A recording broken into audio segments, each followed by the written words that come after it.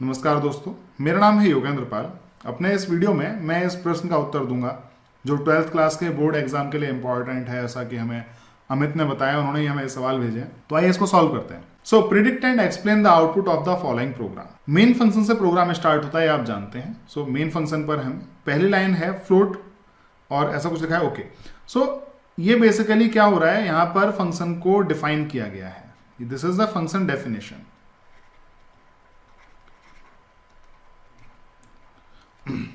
सो इस फंक्शन का नाम है RETPT। तो इसका मान के चल रहा है रिटर्न पॉइंटर, ये कहना चाहते हैं। फ्लोट टाइप का एक पॉइंटर पास किया जा रहा है यहां से और फ्लोट ही रिटर्न करेगा। तो ये फंक्शन देखिए नीचे यहां पर डिफाइन किया गया है। इस फंक्शन के अंदर r प्लस इक्वल टू 1 और रिटर्न r किया गया है, दैट्स ऑल।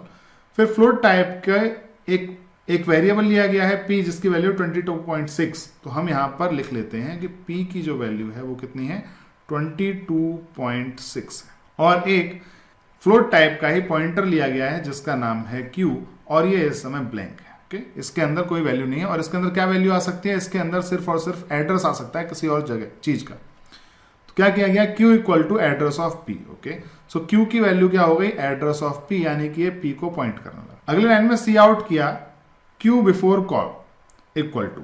तो आउटपुट में ये चीज तो फिक्स हो गई कि q बिफोर कॉल लिखा आ जाएगा, equal to q before call equal to आएगा। अब इक्वल टू क्या आ रहा है, q। अब q क्या है, अगर सिर्फ q लिखा जा रहा है तो दैट मीन्स इसकी बात हो रही है, यहां पर जो वैल्यू है उसकी बात हो रही है। और यहां पर क्या वैल्यू है, एड्रेस ऑफ p। अब एड्रेस ऑफ p तो कुछ भी हो सकता है, रैंडम।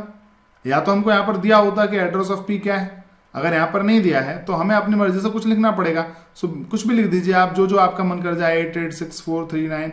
मतलब बेसिकली यहां पर आप लिखने के बाद ये जरूर लिख दीजिए कि एड्रेस ऑफ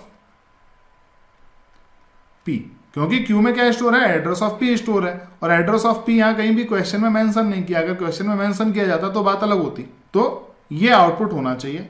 उसके बाद q equal to RETPT address of p। Basically ये क्या किया गया है, इसको कॉल किया गया है। तो कॉल करने पर क्या है, एड्रेस ऑफ p पास कर दिया गया। अब एड्रेस ऑफ p क्या है, ये जो वैल्यू है यहां पर पास हो गई। तो यहां पर कैच कर लिया, फ्लोट टाइप का वैल्यू एट r हो गई। तो बेसिकली अगर सवाल को देखें तो आउटपुट तो सिर्फ यहीं पर आने वाला है, सी आउट। इसके बाद ये फंक्शन कॉल हो रहा है, लेकिन इस फंक्शन के अंदर कोई भी सी आउट स्टेटमेंट नहीं है। तो क्या फर्क पड़ता है, कुछ भी हो रहा हो यहां पर, फाइनली रिटर्न 0 होकर प्रोग्राम एंड हो जाने वाला है। यानी कि अल्टीमेटली जो आउटपुट आने वाला है वो सिर्फ यहां से आना है, q before call equal to address of p, ना कि कुछ और। तो ये सिर्फ ट्रिक के लिए आपको दिया गया है, आपको थोड़ी देर परेशान करने के लिए इस सवाल में, कि आप बहुत देर तक इस सवाल को ही सॉल्व करते रहें, जबकि इसमें कुछ और सॉल्व करने लायक है ही नहीं। सो आई बिलीव कि इस तरह की ट्रिक्स को भी आप समझ जाएंगे और आगे से इस तरह की किसी ट्रिक में नहीं फंसेंगे। इसका आउटपुट कुछ कुछ इस तरह का होना चाहिए। तो अब हम बढ़ते हैं अगले सवाल की तरफ, और अगला सवाल ये है और इसको हम सॉल्व करेंगे अपने अगले वीडियो में। धन्यवाद।